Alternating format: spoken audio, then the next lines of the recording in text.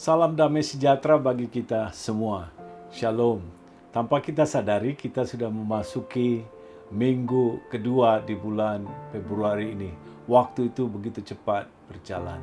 Bapak, Ibu, Saudara yang diberkati oleh Tuhan, saya percaya ketika kita mendengarkan firman Tuhan, maka kita mendapatkan penghiburan dan kekuatan oleh kekuatan Roh Kudus dalam kehidupan kita. Hari ini kita kembali mendengarkan firman Tuhan, yaitu menyambung daripada minggu pertama. Kalau minggu pertama ada pengakuan, maka ada damai sejahtera. Minggu ini, saudara-saudara, temanya berbeda. Yang kita baca hari ini adalah janganlah mengambil Roh-Mu Kudus daripadaku. Itu terambil dari Mazmur 51 ayat 7 sampai dengan ayat 11. Bersihkanlah aku daripada dosaku dengan isop, maka aku menjadi tahir. Basuhlah aku, maka aku menjadi lebih putih dari salju. Biarlah aku mendengar kegirangan dan sukacita.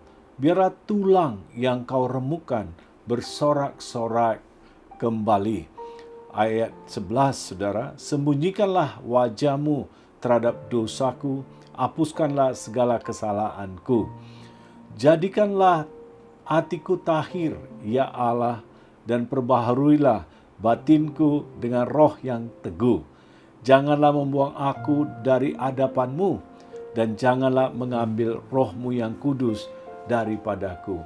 Bapak, Ibu, Saudara yang diberkati oleh Tuhan kita Yesus Kristus, tentu kita tahu bahwa ini pasal adalah di mana Daud ditegur oleh Nabi Nathan, kemudian dia mengaku dosa. Nah, saudara-saudara, dalam pengakuan dosa itu ditulis dalam Mazmur. Begitu indah ketika kita baca.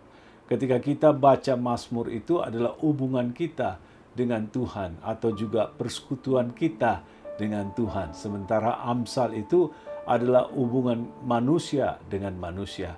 Baiklah Bapak, Ibu, Saudara yang diberkati oleh Tuhan. Daud di sini mengatakan adalah janganlah engkau mengambil Roh-Mu yang kudus. Saudara, bagi dia penting sekali Roh Kudus di dalam kehidupannya.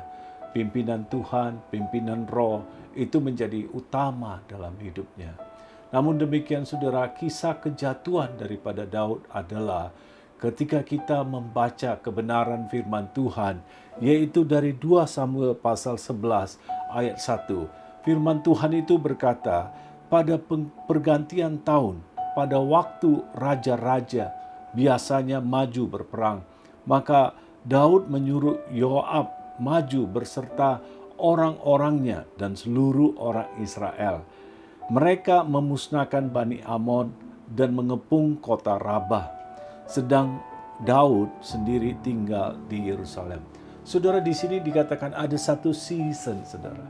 Ada satu musim, saudara, di mana raja-raja itu harus berperang. Dan kemudian, saudara, kita tahu karena mereka harus tetap waspada kepada musuh-musuh, mereka harus menjaga negara dan kota. Sama halnya, saudara, hari ini saya melihat di Singapura, itu ada wajib militer, saudara. Anak-anak muda ketika mencapai umurnya dewasa 18, 19, mereka diwajibkan selama lebih kurang 2 tahun, kadangkala 2 tahun 6 bulan, kadangkala 2 tahun 4 bulan, saudara. Semua para pria akan masuk kepada wajib militer. Mengapa? Mereka itu akan dipersiapkan untuk berperang kalau ada sesuatu yang terjadi di negeri mereka, saudara. Saya percaya, saudara, bukan sampai di situ saja. Tapi saudara tahu bahwa mereka juga kadangkala setiap tahun mereka akan dipanggil untuk membuat latihan yang singkat, di mana mereka tidak melupakan latihan selama 2 tahun lebih itu supaya mereka bisa memegang senjata atau berperang. Nah, saudara-saudara, apa maksudnya kebenaran firman Tuhan ini? Saudara, bagi kita yang percaya adalah kita mengikut Tuhan gak bisa santai. Kita gak bisa membuang-buang waktu atau menjadi orang Kristen malas. Malas baca firman Tuhan, malas berdoa, malas bersekutu, malas saudara untuk menghadiri ke ibadah. Ini bahaya saudara, karena iblis berupaya mengambil Kristus dari hidup kita. Dia berupaya mengambil Tuhan Yesus dari hati kita. Kalau dia sempat mengambil Tuhan dari kehidupan kita, yaitu dia menjadi menang. Namun demikian, kalau kita terus kuat di dalam doa dan baca firman Tuhan, saya percaya godaan itu tidak menghancurkan kita. Berapa banyak kita hari-hari ini jatuh di dalam dosa pemberontakan, jatuh dalam dosa pornografi, sehingga kehilangan damai sejahtera, kehilangan kegirangan, kehilangan sukacita. Saudara-saudara, saya percaya saudara, ketika kita terus berpegang kepada kebenaran firman Tuhan, kita tidak mudah jatuh dalam dosa. Ketika kita melihat saudara, akhirnya Daud saudara jatuh dalam dosa yang cukup fatal saudara. Dan dia saudara harus jatuh di dalam dosa perzinahan karena dia mulai mengambil istri orang, yaitu istri Urea yang bernama Batseba saudara.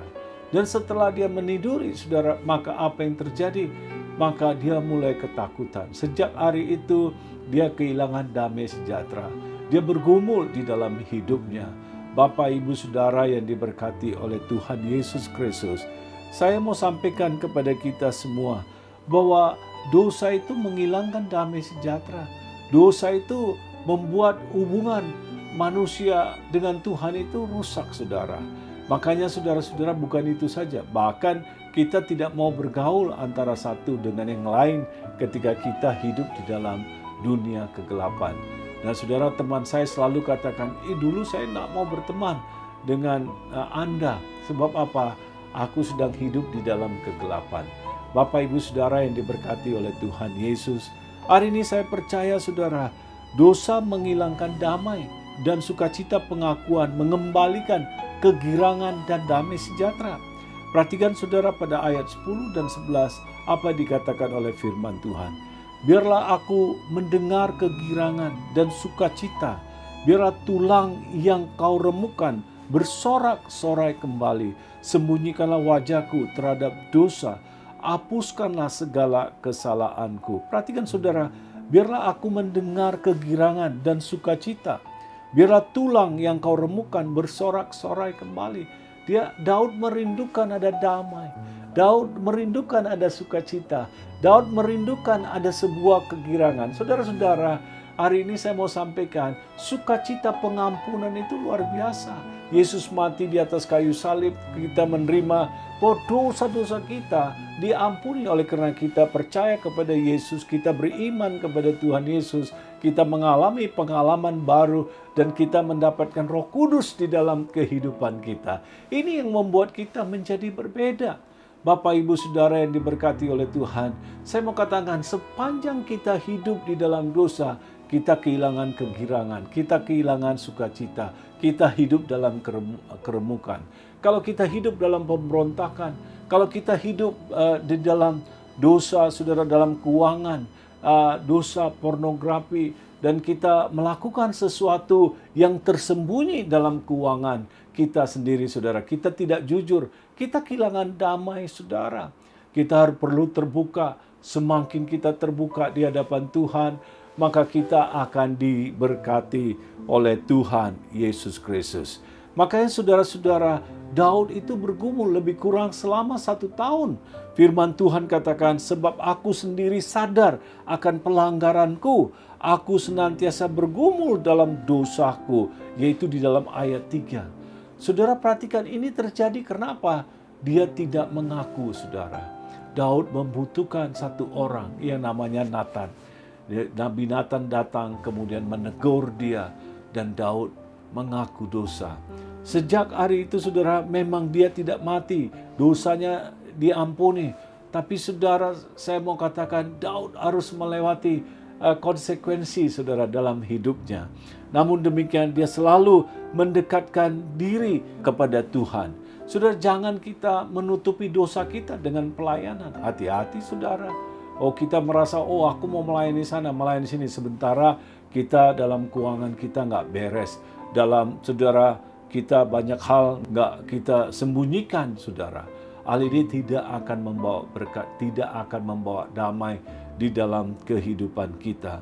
Maka yang Bapak Ibu Saudara, saya mau sampaikan kepada kita, dalam ayat 7 sampai ayat 11 dikatakan, bersihkanlah aku daripada dosaku dengan isop, maka aku akan menjadi tahir.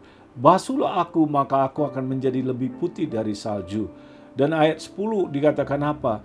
Biarlah aku mendengar kegirangan dan sukacita, biarlah tulang yang kau remukan bersorak-sorai kembali. Bapak Ibu Saudara yang diberkati oleh Tuhan Yesus Kristus, Daud berseru supaya dia dibersihkan. Daud tidak perlu apa-apa lagi, saudara. Dia membutuhkan roh Tuhan. Makanya saudara, dia katakan, kalau kita melihat, dia katakan seperti ini saudara, bahwa janganlah engkau mengambil rohmu yang kudus daripadaku. Kalau kita perhatikan Bapak Ibu Saudara, dia katakan, biarlah aku mendengar kegirangan dan sukacita. Itu kerinduan daripada Daud, saudara. Hari ini sama halnya ketika ada hal-hal yang terselubung, ada dosa-dosa kebencian, ada dosa-dosa sakit hati. Saudara, akuin dosa itu, maka Tuhan akan memberkati kehidupan kita semua. Perhatikan Mazmur 32 ayat 1 berkata apa? Nyanyian pengajaran. Berbahagialah orang yang diampuni pelanggarannya dan dosanya ditutupi. Saudara-saudara, hari ini saya percaya saudara, ketika kita sudah terima Yesus, dosa kita sudah diampuni. Dan kemudian saudara, kalau kita jatuh dalam dosa, kita akuin, kita terbuka kepada Tuhan, maka kita akan diberkati oleh Tuhan. Hidup kita akan menjadi berbeda, saudara-saudara. Makanya saudara-saudara, kita akan dipimpin oleh roh Tuhan. Ayat 13 berkata, janganlah membuang aku dari hadapanmu, dan janganlah mengambil rohmu yang kudus daripadaku. Saudara, kalau kita ada pimpinan Roh Kudus, itu luar biasa saudara. Tidak bisa dibandingkan dengan apapun. Saya percaya itu sudah cukup. Kita bersuka cita karena hidup kita kembali dipenuhkan dengan Roh Kudus. Hari ini saudara, kalau ada dosa, minta ampun sama Tuhan dan bertobat. Dan saudara-saudara, minta darah Yesus menyucikan. Dan saya percaya roh Tuhan akan kembali memulihkan hidup kita. Dan mulai hari ini kita akan dipimpin oleh Roh Kudus. Dan Tuhan Yesus memberkati kita semua. Shalom, selamat hari Minggu, dan Tuhan memberkati kita semua.